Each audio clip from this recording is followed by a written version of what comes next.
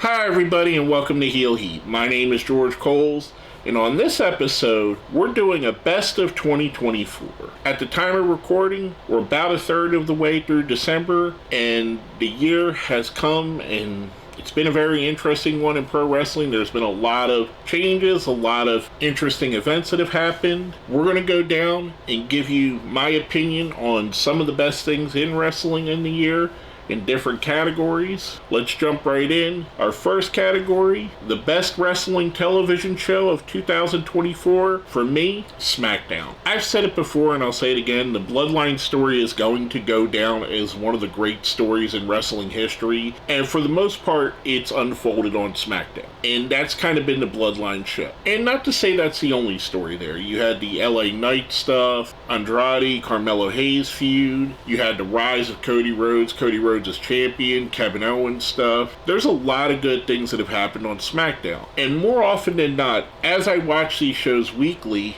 the one I'm getting the most enjoyment out of, Friday SmackDown. So for that reason, SmackDown's my best show of the year. Coming up next, our next category, Tag Team of the Year. Now this one was a very hard category because this has been a very down year for tag team wrestling. I can't remember another year where there wasn't 2, 3, 4, 5 teams that stood out and could have been Tag Team of the Year. For me, I honestly struggled with thinking of who could even be on this list. And for that, it came down to one team, and honestly, this is no knock to them, I don't think they would get on the ballot any other year. That's Bianca Belair and Jade Cargill. For me, they were the most consistent team, best booked team of the year. When you look at other stalwarts like FTR, the Young Bucks, the Street Profits, none of these teams really had a banner year. Or they had little pockets where they were ultra successful and then most of the year did nothing. I also kind of thought of the Judgment Day in there as well, but which grouping is it? Is it Finn and JD? Is it Finn and Damian? Again, it was another one of those things like, have they done enough? And like I said, I don't know that Bianca or Jade, any of the last 5 years, if they had the run they had this year, would have been Tag Team of the Year. It's just that the tag teams have been so weak this year that they got to that position. And again, it's no knock on either Bianca or Jade. I think they're doing fantastic. There is a reason why they won this. It's just a very down year. Next category, we're actually going to do 2 in this category, a woman and a man. And that's Breakout Star of the Year. For the men's side, Kyle Fletcher. Now, I know Fletcher was already on the radar and already considered a great wrestler coming into 2024. But to me, he really took that extra step this year and put himself in that upper echelon where he could be in the conversation with a Will Ospreay or a Kazuchika Okada or Jon Moxley or anyone on the AEW roster, and he doesn't look out of place. If you told me today that Kyle Fletcher was main eventing an AEW pay-per-view, I'd just agree with you. I'd go, okay, that makes sense. If you told me a year ago he was, I'd be like, why? What's the point? He's a great wrestler, and I don't think we've seen his best yet, but I do think we've seen a quantum leap from where he was a very good wrestler to now he's a great wrestler. On the women's side, my favorite woman wrestler in NXT right now, Jada Parker. And that's saying a lot because the NXT women's division is stacked. Whether it be Jada herself, Sol Ruca, Roxanne Perez, Julia, Stephanie Vacour. There are so many talented women on that roster. And for me, when I watch NXT week after week, the one that stands out, the one that I look at and I go, okay, I could see her main eventing WrestleMania, is Jada Parker. And it's her attitude and it's how she carries herself. And this isn't a knock on anyone else in NXT or any other woman in the world. Jada Parker feels like a real person. She feels like someone that's fully engulfed in that character, kind of like Stone Cold was back in the day. You believe that Stone Cold was a beer-drinking redneck because he was a beer-drinking redneck. You believe in Jada Parker and what she represents because she's representing someone you can understand and you can clearly see this is very close to home for her. The character she's playing is someone she knows. It's either a hyped up version of herself or someone she knows, but she's doing very well. Her character work for me is what got her in this position. And I absolutely love Jada Parker. I'm going to stand Jada Parker probably till the end of her career. Amazing talent in my opinion. And for me, this was her breakout year. Now, next category, the best moment of 2024. And when I say best, you'll understand why I'm giving this preference here when I talk about the winner. I mean, overall, the moment that's going to be remembered the most in history, the most in time, for me, it's the breakup of the New Day. And as someone who's been a fan of the New Day unapologetically and has liked them through all their criticism, all the hokiness, all the silliness, the build of Kofi and Xavier having trouble with each other and on the brink of breaking up between them two, only to have the 10-year celebration and Big E trying to come back and bring everybody back together, bring the family together. Xavier with that kind of divorced promo he was giving where he was telling the fans it's not your fault that mommy and daddy are breaking up. For Big E to come interrupt that and try and fix everything. And then the heartbreaking moment when Kofi says, "Where were you? Why did it take so long?" It hurts because it's true. Your best heels in wrestling have a point to make. They have a grievance. They have a reason why they've turned to the dark side. Why hasn't he been their manager? Why didn't he step in the first time that they had some issues with each other? Why did it take to where they're at the point of breaking up for Big E to put himself in this position? And then the real moment that sealed it all, and Big E was fantastic in this segment. His facial expressions sold everything. Woods and Kofi, fantastic too. When Big E goes in for the hug and Kofi puts his hand out and stops him, it just made your heart sink into your stomach. Here you have the ultimate babyface team turning heel. And turning heel on one of the most beloved wrestlers in at least the last 10 years, if not all time, in Big E. Everybody loves Big E. Even if you don't like the New Day, you love Big E. It was such a well done segment in a year where there have been so many great segments and so many great moments in wrestling. To me, I think this is the one that historically is going to be looked at as one of the great ones in history. Now, going into our next category, best match of the year. This was kind of a hard one, and for a different reason than the tag team one being hard, because there was a lot of really good matches this year. Whether it be Cody and Roman at WrestleMania, Zack Sabre Jr. and Naito, the Punk McIntyre Hell in a Cell. There have been a lot of good matches. For me, though, my best match of the year, and I think it's a controversial one, because there's a lot of people that didn't like this match, just as many people that loved it, hated it, and a lot of it was for the excessive violence. For me, it was part of a story of a violent feud that got more and more violent. And that was Swerve Strickland versus Hangman Adam Page in All Out. And yes, I can understand if you don't like this match, if you don't like the bloodiness, the gruesomeness, the syringe in the cheek, the cinder block powerbomb shots, all of the excessive violence that happened here. This towed the line between what has been regularly seen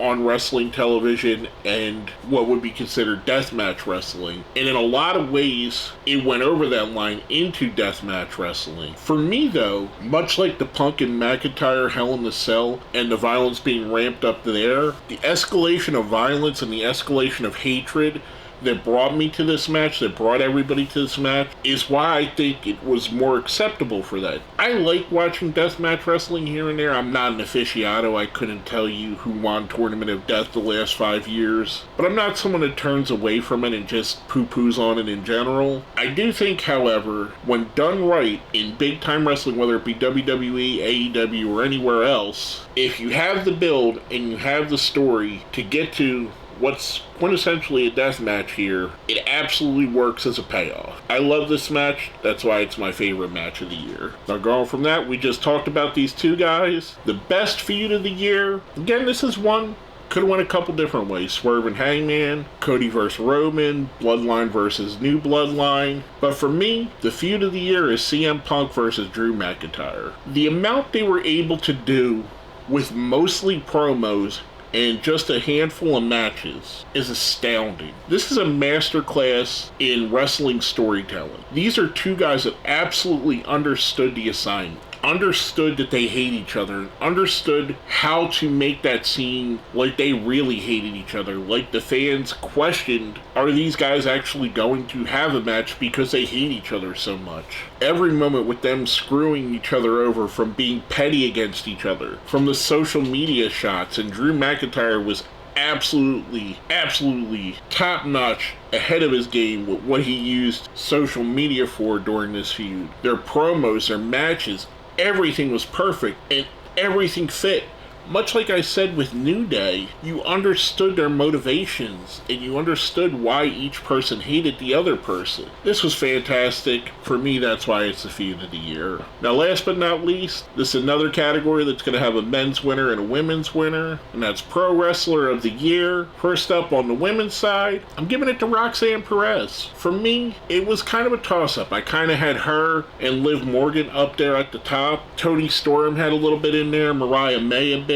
But what put Roxanne ahead of the others for me, in my opinion, is the entire year she's been the focal point in her show. Roxanne Perez has either been the NXT Women's Champion or right there in the main event for that championship all year. In a year where big stars like Becky Lynch have stepped away for several months, Rhea Ripley had some injury issues, Roxanne stepping up and showing that she could be a big star. And the thing about it is, this is just the beginning. There's going to be so much more for Roxanne Perez. Much like I said with Jada Parker earlier, I could see Roxanne Perez being a WrestleMania main event. I could see her being, for better or worse, the next AJ Lee or the next Becky Lynch. I mean, she has the talent to do anything, and she is still very young. I think she's still like under 25. I think she might even be like 22 or 23. I'm not exactly sure what her age is, but she's very young. So the sky's the limit for her. I do think she's the Women Wrestler of the Year, at least in North America, and unfortunately I don't watch enough Japanese women's wrestling to compare them. But for me, the North American Woman of the Year, Roxanne Perez. Now going to the men's side, I actually have a tie here. And I don't really like to do ties when I give out these best of the year things, and even though it's a silly segment made up for a YouTube video, there's no real reward going to these guys. I like to have a definitive winner, but between the two, I kept going back and forth and I couldn't decide who was better of the two. So for that, the Wrestler of the Year on the men's side is going to both Swerve Strickland and Zack Sabre Jr. For me, there have been times this year where the only thing worth watching AEW for was Swerve Strickland. And the way he's carried himself and the way he had his championship run, his feuds during that, what he's done after that, it's been so great. And this is a guy that I think the world of. Swerve is one of my favorite wrestlers to watch, as you can see by the match of the year here. I think he's one of those guys that just gets it. And he had a stellar 2024. That's why he's half of my men's wrestler of the year pick, or tied for the men's wrestler of the year. The other being Zack Sabre Jr. And I know New Japan doesn't have the cachet it had 5 years ago, where it was kind of the darling of the smart wrestling fans. The people in the know watched New Japan Pro Wrestling, watched Omega and Okada, and I know they're kind of in a transitional period where they're trying to find who could replace some of these megastars that have left or are leaving. You know, Okada's recently left them.